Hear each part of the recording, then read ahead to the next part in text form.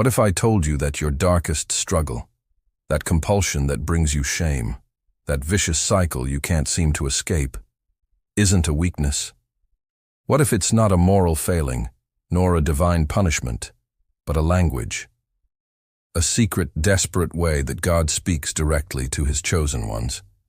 An idea that might seem absurd, even offensive to some, but one that carries a liberating truth that could fundamentally change the way you see yourself. It was Carl Jung himself, one of the greatest explorers of the human soul, who stumbled upon this disconcerting truth. He observed that behind the frantic search for alcohol, for control, for lust, or for power, there wasn't just a desire for self-destruction, but a deep spiritual thirst, a longing for wholeness, for connection, for something sacred, a hunger that most people don't feel with the same devastating intensity, and for that very reason is often misdiagnosed as a simple character flaw. Jung realized that every addiction carries a message, a hidden code. The obsession, the guilt, the fall, and the fresh start. None of it is random. It's a spiritual dialogue happening in the depths of your being. A call so powerful that, if not understood, it threatens to consume everything. He didn't see addiction as the ultimate problem, but as a tragic symptom of a soul searching for its own divinity. And it's precisely how to decipher this message that we are going to talk about today, by diving into the wisdom of Jung. Before we dive into this journey, if this message already resonates with you, become part of our community. Subscribe to the channel and comment below with what city you're from and what time you're listening. Your presence and your story are proof that we are not alone in this search for deeper meaning, even when the path seems dark and lonely. You know that feeling that something is missing. A hole in your chest that no achievement, no person, and no substance can fill for long. You feel a hunger that isn't for food, a thirst that isn't for water. And no matter how hard you try to quench it, it always comes back, stronger, deeper, more demanding. Jung called this spiritual thirst, the soul's innate search for meaning, for a connection to something greater than itself. It is the echo of an ancestral memory, the remembrance of a unity that was lost. For most, this thirst is just a distant whisper, easily ignored in the noise of daily life, muffled by the distractions of a busy existence. But for some, for chosen souls, marked by a divine restlessness, this thirst is a deafening scream. It's the feeling that you were born in the wrong world, that the things that satisfy others simply don't work for you. You look around and see people content with the superficial, and a part of you envies them, while another part feels a kind of compassion for their lack of depth. This feeling of inadequacy, of not belonging, is one of the first signs of the calling. Your soul is like a plant native to sacred ground, desperately trying to take root in concrete soil. It can't get the nutrients it needs. And it's in this desperate search for relief, for a taste of home, that addiction finds fertile ground to grow. It presents itself as an oasis in the middle of your private desert, promising the water your soul so desperately craves. Alcohol, drugs, gambling, overworking. They become symbols, false idols that promise what only the spirit can give. They offer a temporary glimpse of transcendence, a moment of silence for the screaming soul. Your compulsion is not a desire for what destroys you. It is the distorted echo of a desire for what can save you. It's your soul trying, in the only way it knows how, to remind you of what you have forgotten, your own divine nature. Society teaches you to fight this desire, to suppress it, to be ashamed of it. But in doing so, you turn away from the lesson it came to teach you. Addiction, from Jung's perspective, didn't come to destroy you, but to reveal you. It is the symptom, not the disease. The real disease is spiritual amnesia, the disconnection from your source. Addiction is just the high fever that signals the deep infection, and the intensity of your addiction is directly proportional to the depth of your calling. Small souls are content with small vices. Great souls with an immense purpose need an equally immense call to awaken them from their slumber. It's a divine logic, even if it seems cruel. The same force pulling you down is the one that, if understood, can propel you upward.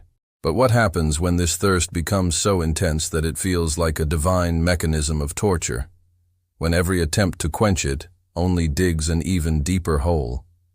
This is where the journey gets dangerous and incredibly revealing, forcing us to face the paradoxical nature of this spiritual trap. Jung observed alcoholics with a deep compassion, and in them he saw not just the weak or the sick. He saw men and women with a unique spiritual wound, an extraordinary sensitivity. He realized that their search was not for the alcohol itself, but for the experience of unity and ecstasy that alcohol, in its first moments, seemed to promise. It was that fleeting feeling of coming home, of finally relaxing, of feeling the barriers of the ego dissolve. It was a desperate and misguided attempt to touch the sacred. Herein lies the great paradox and the cruelty of addiction. The very substance or behavior you use to try to satisfy your spiritual thirst becomes the main barrier to achieving it. It's a perfect trap, a spiritual prison that is nearly impossible to escape. You seek connection and find even deeper isolation. You seek peace and find the chaos of a moral and physical hangover. Every sip, every dose, every click takes you further away from what you truly long for. And this cycle of seeking and frustration is no accident. It's a divine mechanism designed to break you. It's what many call the God-shaped void, a powerful idea that suggests we all have a hole in our soul that can only be filled by an authentic spiritual connection. And addiction is the attempt to fill this void with things that simply don't fit: money, power, pleasure, validation. It's like trying to fill an ocean with an eyedropper. Dissatisfaction is guaranteed.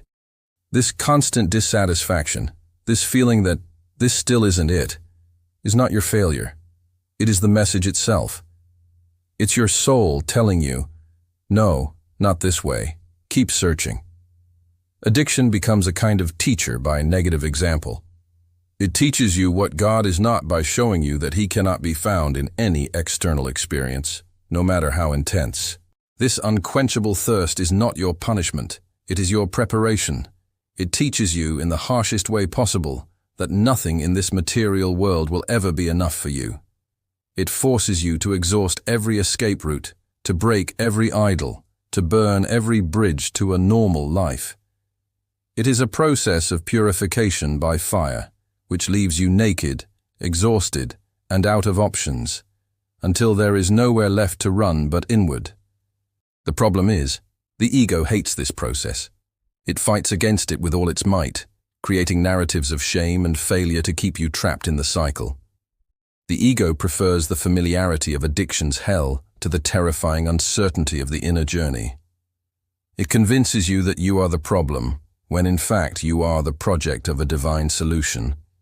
And this journey inward requires you to find something terrifying, a part of yourself that you refuse to see. A shadow that has been secretly feeding on all this pain and confusion.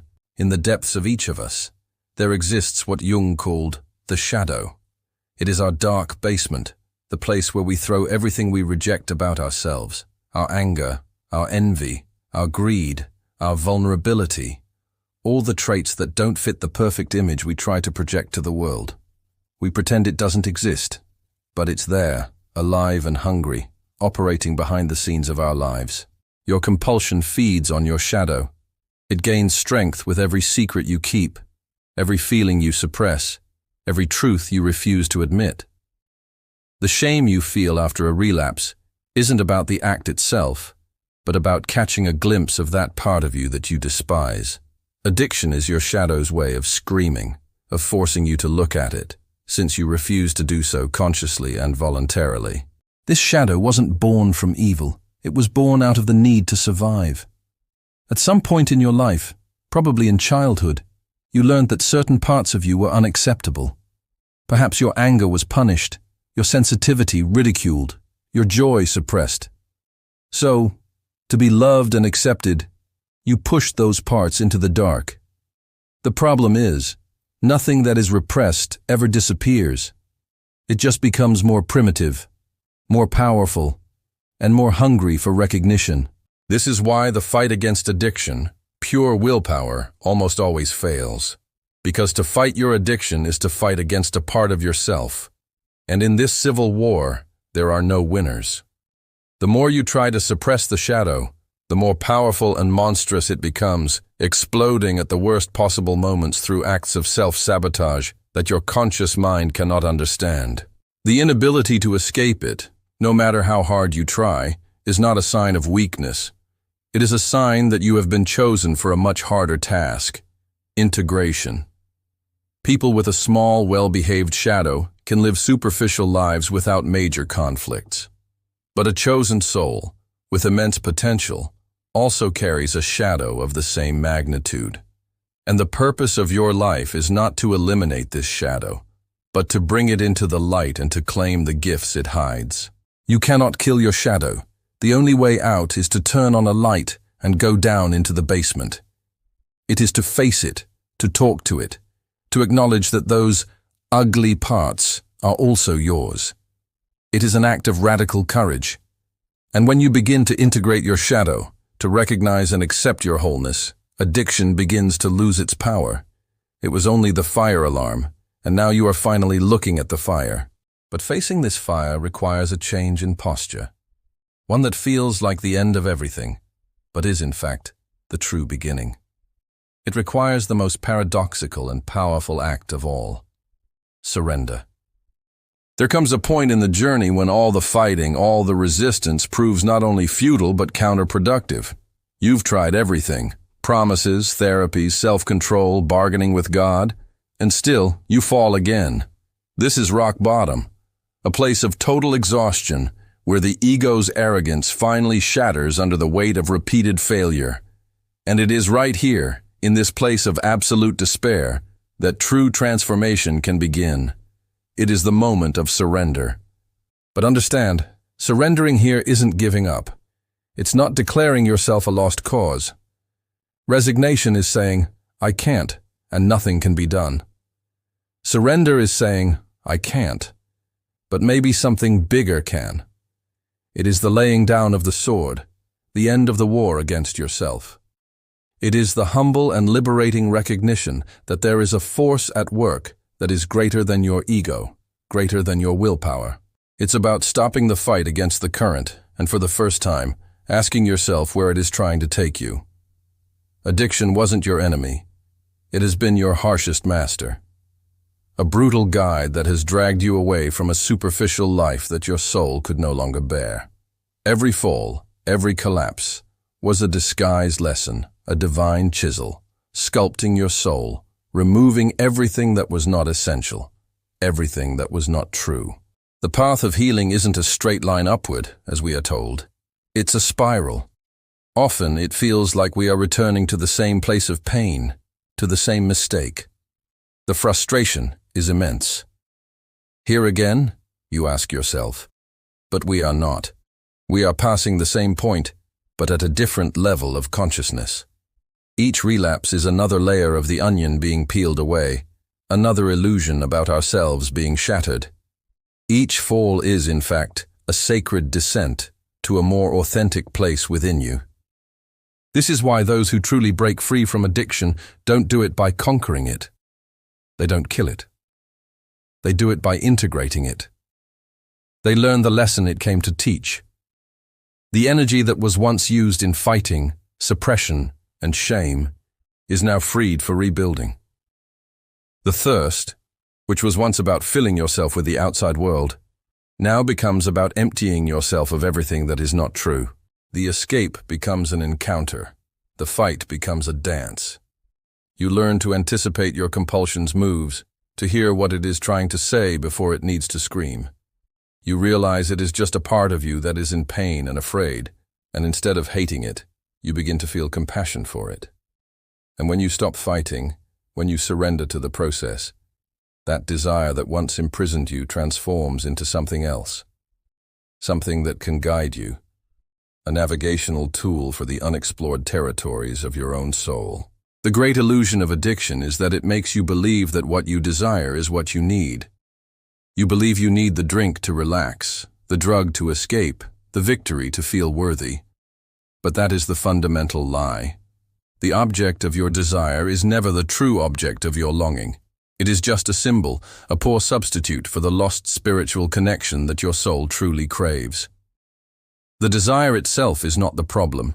The problem is your literal interpretation and your impulsive action on it. The divine restlessness that drives you, this chronic dissatisfaction with life as it is not a curse. It's your greatest clue. It is the evidence of your extraordinary calling. Ordinary people are content with little. Chosen souls are not. And the turning point in the journey is not to try to annihilate your desire, which is impossible, but to get curious about it. Instead of rushing to satisfy it, or fighting to suppress it, you stop, breathe, and ask, "Hello, desire. What are you really here to show me today?" Suddenly, the desire that once controlled you becomes a compass. It stops being your master and becomes your servant. Lust may be pointing to a deep need for true intimacy and connection, not just sex. The compulsion to eat may be pointing to a hunger for comfort, for safety, for motherly love. The need for control may be pointing to a terrifying fear of life's chaos and unpredictability. Addiction gives you a direct map to the most wounded and neglected parts of your soul. The spiritual practice, then, becomes to sit with the discomfort of the unsatisfied desire. It is mindfulness training on the battlefield of your own mind. You watch the desire arise like a wave, feel its force, its urgency, but you learn not to be carried away by it. You learn to surf that wave of energy instead of drowning in it. And in doing so, you discover that you are not the desire. You are the awareness that observes the desire. This is spiritual work of the highest order. It is a path of radical self-knowledge, where every compulsive impulse becomes an opportunity for discovery and liberation. The energy that was once spent on seeking, acting, and shaming is now redirected toward inner investigation and healing. It is a process of alchemical transmutation, transforming the lead of addiction into the gold of consciousness. This compass, however, points to a very sensitive place, the point of origin of all the pain. It leads you inexorably back to your primal wound, the epicenter of your soul's earthquake. At the center of all this, there is usually a wound, a primal wound that may have happened in childhood, a feeling of being unloved, of abandonment, of not being good enough. A wound that, for some people, seems to never truly heal. It is the constant backdrop of your life, a note of sadness that plays even in the happiest moments. An addiction, so often, is a desperate attempt to numb this pain, to build a wall around it. But this protection, over time, becomes its own prison. Jung believed that some wounds are not meant to be healed in the traditional sense of disappearing. They are what we can call sacred wounds. They are not a bug in your system. They are the mark of your calling. It was this sensitivity, this ability to feel the world's pain so acutely, that made you vulnerable to addiction in the first place. But it is this very same sensitivity that, when refined, will become your greatest strength. Think of the Japanese art of kintsugi. When a piece of pottery breaks, the masters don't throw it away. They repair it with lacquer mixed with powdered gold. The cracks are not hidden. They are highlighted, celebrated. The piece becomes more beautiful and valuable for having been broken. Your sacred wound is your kintsugi. It is the proof of your resilience, and it is through these veins of gold that your unique light will shine in the world. The sacred wound is the price of being a chosen one. It is through this crack in you that empathy, compassion, and wisdom enter. It is this pain that prevents you from living a superficial life and forces you to seek depth. True healing does not happen when the wound stops hurting, but when you transform your relationship with it. You stop seeing it as a weakness to be hidden and start seeing it as the source of your power, your compassion, and your purpose. This transforms you into the wounded healer archetype. Only one who has been in the depths of darkness can guide others through it with authenticity. Only one who intimately knows pain can offer a safe harbor for the pain of others. Your pain was not meaningless. It was preparing you. It was giving you the ability to sit with someone else's suffering without judgment and to say with total integrity, I know. I've been there. You are not alone. Your wound becomes a bridge to humanity. It connects you to universal suffering. The wound you tried so hard to heal was never really yours to heal. It was meant to be used in service of something greater. And in doing so, in turning your pain into purpose, the wound ceases to dominate you. It doesn't disappear, but it becomes an ally, a constant source of strength and humility. Looking back now, perhaps you can begin to see the divine pattern, the intricate tapestry that was being woven even in the moments of greatest chaos.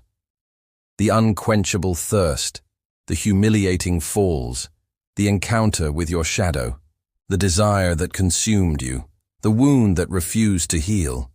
None of it was an accident. Every step, no matter how painful, had a purpose. Addiction wasn't your enemy, it was the messenger. The persistent mailman who refused to leave until you finally read the letter. You were not marked for a life of comfort and ease. Old souls don't reincarnate for a vacation. You were marked for a life of transformation.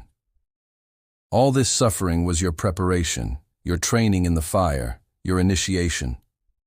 A journey designed to break you, to destroy the false self you thought you were, so that your true self, stronger, wiser, more compassionate, could finally emerge from the ashes.